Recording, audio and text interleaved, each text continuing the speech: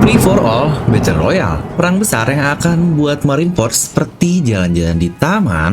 Perang besar juga yang dikatakan oleh Kaido di awal kemunculannya, dan perang besar yang akan menjungkir balikan dunia ini.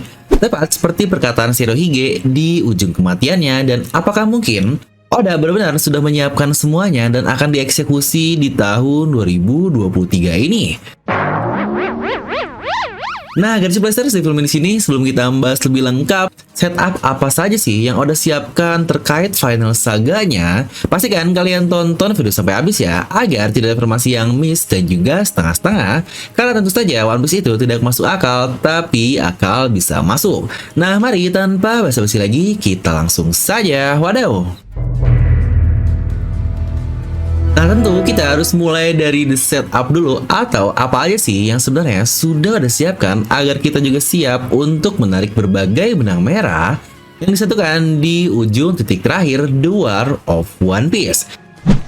Ya, seperti yang kalian rasakan juga dalam kurang lebih 1-2 volume komik terakhir, atau mungkin 10 chapter lebih lah, Oda benar-benar memiliki pace atau tensi yang sangat cepat sekali untuk manganya, dengan banyak sekali hal yang terjadi di dunia One Piece yang bergerak secara paralel. Ingat paralel ya, selain Luffy di Egghead, tapi bagian lain dunia pun ikut bergerak dengan kejadian-kejadian masing-masingnya. Yang jika kita lihat juga, arc Egghead ini sudah menuju ke ujung akhirnya dengan berlangsung cuma beberapa chapter saja. Bukankah itu sangat cepat sekali, yang cukup mirip dengan saga Marineford yang tiap arc-nya berlalu dengan sangat cepat, mulai dari Amazon Lily, tahu-tahu ke Impel Down, dan boom, mereka langsung di Marineford. Dimana di sini kita akan meng-highlight beberapa setup yang sudah ada persiapkan, dan pertama adalah hal yang sudah kita tunggu-tunggu sejak lama juga, yaitu pertarungan Monkey D. Garp dan Kapten Kobe yang diculik.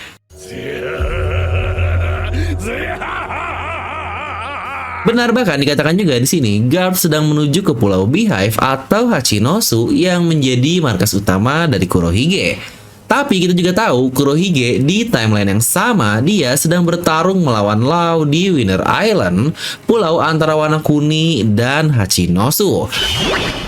Di mana waktu atau timeline yang bergerak di antara keduanya ini sangat serupa ya, antara Law dan juga di Pulau Egghead, yang berarti jika pertarungan memakan waktu yang cukup lama, mereka ini seharusnya masih bertarung di pulau tersebut.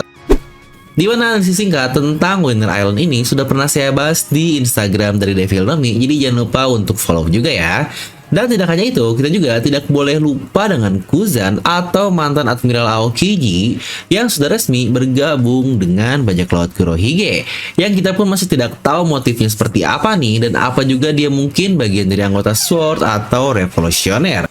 Serta di sana juga, di situ kita melihat Pudding Swan yang dia memiliki plot juga terkait mata ketiga yang katanya dapat membaca huruf kuno atau poneglyph nih, yang kira-kira akan dibawa kemana lagi terkait puding yang diculik oleh Kurohige. Dan jangan lupa juga untuk Pulau Hachinosu, pertama diperlihatkan kita melihat adanya Moria di pulau tersebut.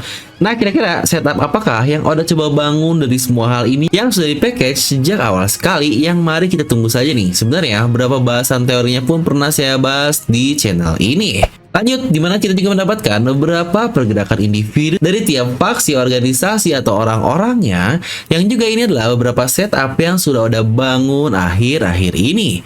Contoh adalah sebuah organisasi baru yang sangat-sangat gila sekali, dan tentu saja dia adalah Cross Guild, di mana trio bagi Crocodile dan Mihawk terbentuk, dan sudah dipastikan juga jika di bawah Crocodile mereka pasti akan menjadi sebuah organisasi yang sangat-sangat berbahaya sekali, terutama dengan manpower yang sangat besar yang dimiliki oleh kru bagi sebelumnya. Dan pastinya seorang yang sangat luar biasa, yaitu Dracula Mihawk dengan bounty 3 miliar lebih. Dan mungkin beberapa hal baru yang muncul di akhir-akhir ini adalah, apakah Mihawk juga manusia biasa, atau jangan-jangan dia adalah makhluk lain seperti kata-kata Zoro di chapter terbaru, yang ini sejujurnya sangat menarik sekali. Dimana di sisi lain kita juga tahu panutan kita Jackie aka Akagami no Senk memutuskan saatnya bagi mereka untuk mengincar One Piece, dimana sepertinya awal pergerakannya akan berhubungan dengan Bartolomeo yang akan menyerang teritorinya. Serta baru-baru ini juga kita melihat Kuma yang pergi dari pasukan revolusioner untuk pergi yang sepertinya akan ke Pulau Egghead, tetapi tersangkut dan terhalang oleh Red Line yang akhirnya dia memutuskan untuk memajat Red Line. Yang kita pun masih belum tahu apa sih yang Oda plotkan dari Kuma ini yang bergerak, dan apakah mungkin founder dari revolusioner lain akan ikut bergerak juga seperti Dragon dan Ivankov. Yang di bagian sisi lain, orang keduanya yaitu Sabo terakhir muncul di pulau yang dihancurkan yang entah juga nih menggunakan apa oleh Imo, dan itu adalah pulau dari Lulusia. Yang lagi-lagi another setup yang sudah ada persiapkan, dan untuk hal lain juga pasti akan berhubungan dengan Vivi. Ya, seorang yang menghilang bersamaan dengan Sabo tadi, yang apakah mungkin jika Vivi ada hubungan dengan serangan yang dilakukan oleh Imo, di mana teori terkenal adalah jika Vivi sebagai Uranus yang dapat mengontrol serangan udara. Lanjut, kita juga mendapatkan informasi terkait Kid yang akhirnya dia sudah sampai ke Pulau Elbaf, yang semoga saja dia bertemu dengan Jaguar The Soul yang sudah terkonfirmasi hidup, dan bahkan mungkin saja dia adalah seorang dengan luka bakar yang dikatakan oleh Kid sebelumnya. Atau mungkin yang paling baru nih adalah tentang Miss Bakin yang meminta Marco untuk menyelamatkan anaknya, yaitu Edward Weevil. Apakah akhirnya Marco pun akan kembali bergerak, padahal dia bilang mau santai-santai di Pulau Sphinx, tapi ternyata malah mendapatkan event seperti itu. Dimana sebenarnya masih ada plot juga kan yang masih harus terselesaikan dengan baik terkait sisa-sisa kru Shirohige yang cukup ter-highlight lah, seperti Jozu, Vista, dan beberapa lainnya. Mungkinkah Marco akan memanggil nakama-nakamanya untuk membantu Weevil? Karena atau bukankah Weevil melindungi kampung halaman dari Oyajinya di Sphinx Island tersebut? Yang sejujurnya ini adalah salah satu hal yang sangat menarik. Serta yang terakhir mungkin untuk Hankook sendiri plus Amazon Lily yang lagi-lagi di sana ternyata muncul Silver Relic yang kita tidak tahu apa sih yang akan mereka plotkan dan apa juga yang akan mereka lakukan ke depannya. Dimana sebenarnya hampir semua hal berubah dengan cepat tiap minggunya di dunia kita dengan munculnya chapter terbaru yang rilis minggu sekali, bahkan bisa 2 minggu sekali. Dimana bagian lain juga yang harus kita pertimbangkan adalah tentu saja arc utama kita atau tempat dari main karakter alias Luffy di Pulau Egghead. Terutama yang terbaru adalah terkait Gorosei Saturnus yang untuk pertama kalinya dia turun ke dunia rendahan bersama dengan Admiral Kizaru, yang pastinya sebentar lagi akan menuju ke Pulau Egghead. Karena ingatkah tujuan utama Kizaru adalah ke Egghead, dan di sini Gorosei juga berkata tentang Dr. Vegapunk yang pastinya tujuannya sudah sangat jelas sekali. Dimana di Egghead sendiri kita ada banyak lagi plot sendiri-sendiri seperti Bonella, Vegapunk dengan memori Kuma yang ini sebenarnya pasti sangat penting sekali. Lalu juga terkait si Pinol yang entah bakal seperti apa, dan Seraphim yang sejujurnya tentang Seraphim ini sangat-sangat penting sekali. Apalagi sekarang adanya Gorosei yang memiliki hierarki tertinggi dari kontrol penuh pasifisa tersebut. Plus jangan lupa juga masih ada Caribou loh yang diusir oleh Zoro, dan dia berada di lab bagian atas yang kita masih belum tahu dia ngapain sih di atas tersebut. Yang kita harus tahu juga Caribou ini dia mengetahui 2 ancient weapon hasil ngoping dari total ada 3 loh. Yang pertama adalah Poseidon di Fishman Island, dan kedua adalah Pluton di Wano Kuni. Bukankah Caribou ini karakter abal-abal yang ternyata memiliki suatu informasi yang sangat penting? Serta kalian juga pasti tidak akan lupa kata-kata Oda di akhir panel dari narator saat Mugiwara Grand Fleet terbentuk. Bisa dikatakan mereka akan menciptakan insiden besar di masa depan yang menurut saya tidak terlalu lama lagi, atau insiden tersebut sudah dimulai. Yang jika kita kembali ke kata-kata Shirohige, kalian semua pemerintahan dunia, Sengoku, kau takut dengan perang besar yang akan mengguncangkan dunia ini. Itu tidak ada hubungannya denganku, tetapi ketika seorang menemukan harta karun tersebut, dunia akan terjungkir balikan. Bukankah itu the power of One Piece yang sangat powerful sekali? Jika ini akan menjadi Marineford Part 2 dalam skalanya yang pasti lebih besar lagi sih, yang bahkan openingnya juga sama kan, dimana Sabondi adalah mirror dari Pulau Egghead, ada Kuma, Sentomaru, Kizaru yang persislah seperti sekarang. Dan apakah kalian ingat juga, Oda dulu pernah bilang terkait adanya perang yang bikin Marineford ini seperti jalan-jalan di taman, yang itu bukanlah Wano Kuni ya. Ya memang cukup ambigu sih dari interview Oda tersebut, tapi dia tidak bilang secara langsung jika itu Wano Kuni. Tetapi yang dimaksud adalah The Big War ini. Dan sadarkah kalian, Perang Marineford yang mungkin banyak yang tidak relate dengan hype-nya yang sangat luar biasa, Perang Marineford ini adalah pertama kalinya Oda ini mendapatkan Guinness World of Record atau hal terbanyak dari arc Marineford di volume komiknya, yang menurut saya ini sangat gila sekali untuk arc yang memang sangat luar biasa. Apalagi Oda berkata terkait Perang Marineford yang seepik itu saja seperti jalan-jalan di taman jika dibandingkan dengan perang terakhir.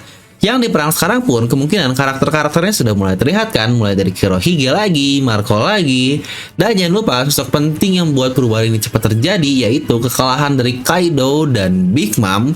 Yang terakhir mereka terlihat ada di dalam magma dari gunung berapi. Tapi lagi-lagi, sadarkah kalian, kita mendapatkan momen ada ledakan besar dari gunung berapi pasca kekalahan Kaido oleh Luffy tersebut kan, yang ternyata kita tidak mendapatkan follow up kenapa gunung berapi tersebut meletus dan apa sebenarnya yang Oda tunjukkan terkait dibuat gunung berapi meletus yang hanya satu chapter, tetapi next chapternya langsung time skip yang tidak jelas begitu. Dimana untuk prediksi saya, kemungkinan mereka yaitu Kaido dan Big Mom ikut terhempas akibat ledakan gunung tersebut, yang tapi entah sih apakah dia masih hidup atau enggak. Dan tentu saja yang terakhir, our only God. Jangan lupakan yang satu terakhir ini, yaitu God Uso, maksudnya God Enel. Dia sedang membangun pasukan besar di bulan sana.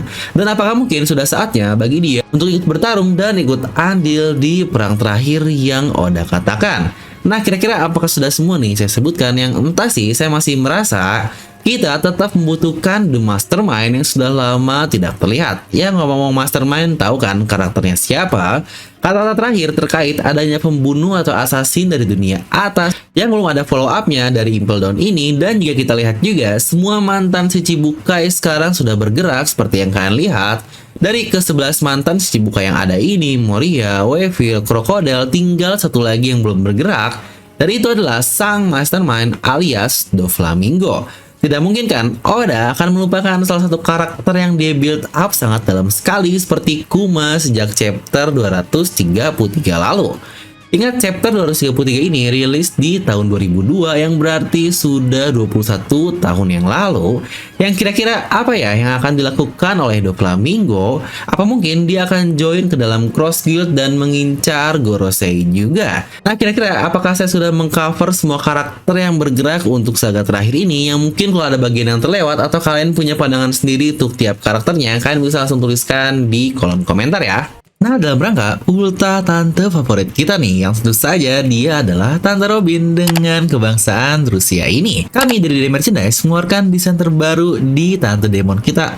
Demon iblis cantik nih. Kalau kata Bang Sanjay mah, godain aku dong tante, atau kasih aku uang dong tante. Aduh, udah parah banget nih. Udah. Dimana dalam rangka BD Tante, kami ada promo dong tentunya. Spesial buat kalian yang mau open BO atau buy over Tante Robin kita. Sedang ada diskon dari 150.000 menjadi hanya 99.000 saja. Dan itu pun dalam waktu yang sangat terbatas, tentu saja di masa HBD Tante ini. Dimana untuk bahan dari desain kami tentu saja menggunakan kaos premium dong, dan sablonnya pun sablon impor, jadi nggak perlu takut lah bakal luntur. Pemesanan bisa COD dan banyak gratis ongkir juga di e-commerce kesayangan kalian. Nah, buat kalian yang pingin, kalian bisa langsung klik link di deskripsi video ya. Kami dari Devil Nomi atau Buah Iblis yang berarti Dreams, dan Dreams kami juga adalah kami hadir untuk meningkatkan status kita para wibu di status sosial yang ada.